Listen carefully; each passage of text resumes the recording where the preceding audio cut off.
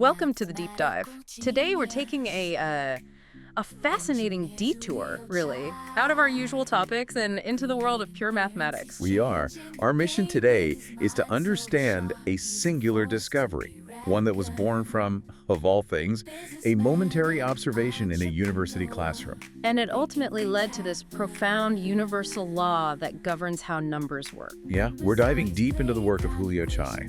Specifically, his insights that led to what's called the General Divisibility Law for any number system based on integer powers. Which is a mouthful. It is, yeah. Yeah. They're also just known as Chai's theorems. But you should forget arcane formulas for a second, because the core idea here is just radical simplicity. Okay. He basically discovered a single mechanism that dictates how we check for divisibility in any number system, whether you count in tens, like we do every day, or in the binary ones and zeros of a computer. Or even hexadecimal, all of it. And the origin story is just perfect for this show. It really is. So, Chai, born in Santa Cruz de la Sierra, Bolivia, back in 1978, he was a student juggling economics and systems engineering when this whole thing started. Right, and the sources detail this one moment. He's in a classroom, just staring at these half-erased numbers on a blackboard. And that's it. That's the spark. That flicker of residual chalk.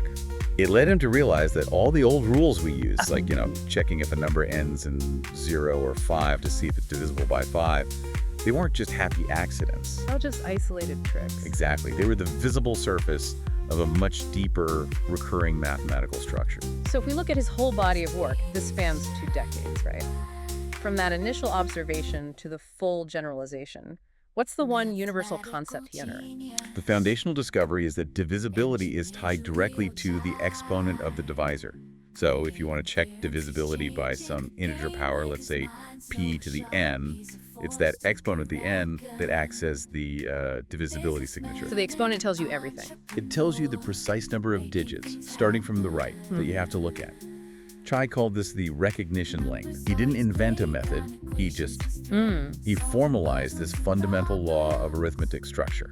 I love how the sources put it. It's a universal principle that unites arithmetic with the geometry of thought. It's beautiful, isn't it? That sounds like we're moving from a simple shortcut to a real structural rule. So let's unpack this, and let's start with maybe the most intuitive set of numbers in our decimal world, the powers of 2. Great place to start. Chai's first rule, which he formalized around 2002, established this connection for powers of 2, so 2 to the power of n. And the structure is invariant. Yes. Okay, so let's walk through the examples to really get that structural understanding. A divisibility by 2, that's 2 to the power of 1. The exponent n is 1. That means we check the last 1 digit. Simple enough. If it's even, the number is divisible. Right. Now what about divisibility by 4? That's 2 squared. 2 to the power of 2. The exponent is 2, so the rule says we must check the last 2 digits. Exactly. And this is where the power of this really starts to become clear. If you have some massive number, like say 135,716, you don't care about the first part. You just ignore it. You only need to look at the 16. 16 is divisible by 4, so the whole enormous number has to be... And we can step it up again to 8, which is 2 cubed. 2 to the power of 3, so n is 3. We check the last 3 digits. Yep. So consider a number like 564,981,064. You just reduced that whole giant problem to checking if 064 is divisible by 8. And since 64 is divisible by 8, the entire number is. The rule is just. It's perfectly consistent no matter how huge the number gets. But this raises a really crucial question, the one that separates a trick from a structural law, right? Why does the magnitude of the first million digits, whatever, why does it all suddenly become irrelevant? Why do we only care about the end? That is the deep structural truth this observation confirms. Sure. And it all comes down to place value and something called modular congruence. Okay. In our decimal system, which is base 10, once you get to 10 to the power of n, anything at or above that power is, for a lot of cases, already divisible by 2 to the n. Let's break that down. Okay, so when checking for divisibility by 4, that's 2 squared, we look at the last 2 digits. Why? Because 100 is divisible by 4. Right. 1,000 is divisible by 4. 10,000 is divisible by 4. Every power of 10 higher than 10 squared already contains the factors of 2 that you need. I see. So if I have a number like 1,357,816, the 1,357,800 part is already inherently divisible by 4. Because it's a multiple of 100. So the only part that could possibly mess things up and introduce a remainder is that little leftover bit, the 16. Exactly. Mathematically, what you're describing confirms the concept of modular congruence. It just means the whole number behaves the same way as its remainder. That's the last n digits when you divide it by 2 to the n. The size of the number doesn't matter. It doesn't. It's ending structure, it's arithmetic destiny. Yeah. That's the only thing that determines divisibility. And that's a foundational law, not a trick. That is fascinating. So if 2 to the n provides this consistent pattern for 1/2 of our base 10 system, what about its partner, 5? Did Chai immediately jump to testing the powers of 5? He did. I mean, the elegance of the decimal system is that it's built on these dual prime factors, right? 2 and 5. They're a pair. And this led to his rule number 2, formalized a few years later, around 2006, which applied the exact same recognition length principle to powers of 5. So 2 and 5 are the complementary pillars. Let's look at 25. That's 5 squared. Exponent is 2. So you check the last 2 digits. We all sort of know this one, right? If a number ends in 00, 25, 50, or 75, it's divisible by 25. Right. So if you see a massive ledger number like 848,275, you don't even have to think. You just see the 75 at the end and, Okay, what about 125? That's 5 cubed. 5 to the power of 3. We check the last 3 digits. So if we're testing, say, 564,981,750. You only care about the 750. And since 750 divided by 125 is 6, the divisibility holds for the whole number. This duality, it just emphasizes the coherence of base 10, where 2 to the n times 5 to the n equals 10 to the n. Exactly. Chai saw this as evidence that this arithmetic harmony isn't random. It's rooted in the very structure of the number system itself. The first 2 rules are, they're stunningly elegant, and they unify all those old tricks we learned in school into one single structural idea. But these rules are still tethered to base 10. For a systems engineer and an IT specialist like Chai, the big question must have been, does this hold up in other bases? Binary, octal, hexadecimal. That were the intellectual leap. Wow. And it took him nearly another 15 years to formalize. His third theorem from 2021, that's the true generalization. That's the law that applies universally.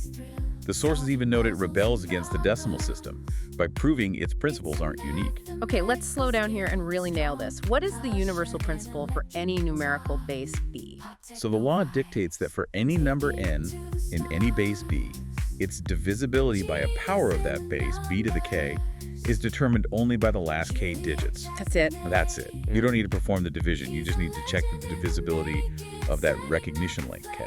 If we translate that into the world of computing, this is where the relevance for systems engineering really hits home. Let's start with binary, where the base b is 2. Okay, in binary, checking divisibility by powers of 2 is central to so many algorithms. Let's say we want to check divisibility by 8. Okay, 8 is 2 cubed, so k is 3. So the law says we only need to look at the last 3 bits.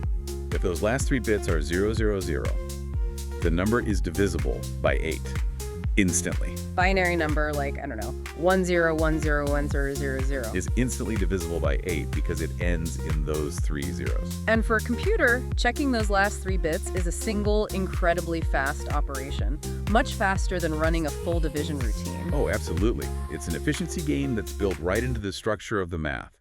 The silicon eye of the computer and the mathematician's eye, they share the exact same optimization methods. Okay, now let's try a non-intuitive base, one that most of us don't use, hexadecimal, where b is 16. Yes.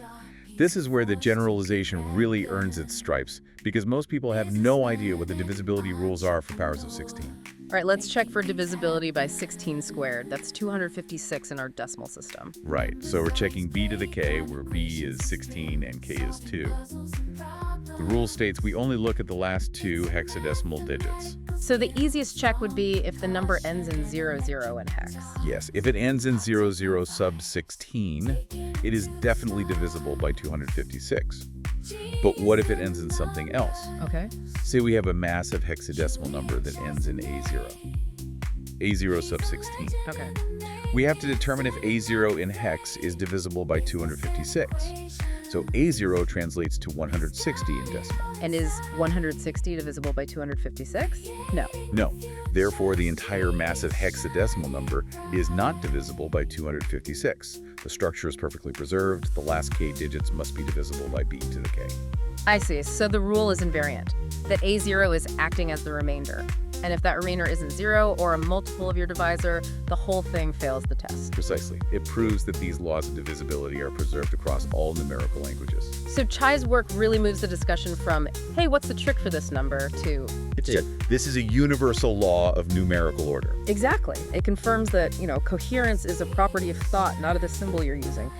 This discovery reinforces this idea that numbers have a kind of structural conservation law. I have to ask, though, if this structural truth is so simple that the exponent just dictates the check length, why did it take until 2002 for someone to really formalize it? That's a great question. I mean, wasn't this something that thinkers like Euler or Gauss would have stumbled upon centuries ago in their deep dives? You'd think so, and it really speaks to a historical bias towards complex solutions. While past mathematicians certainly understood modular arithmetic and congruence, the focus was often on prime factorization, on generating ever more complicated tests for numbers that were not based on a factor of the base. So thinkers like Gauss, they focused on remainders, but the sheer simplicity of linking b to the k's exponent, k, directly to the number of digits you need to check, that was often just obscured by the complexity of the problems they were trying to solve. So Chai, coming from a systems engineering perspective, maybe had this unique vantage point. He had to prioritize structure and efficiency across different bases. A necessity in computing that just wasn't dominant in classical arithmetic theory. So his training in systems engineering and IT, where digital transformation relies completely on non-decimal bases, gave him the intellectual lens to see what pure mathematicians might have missed. I think so.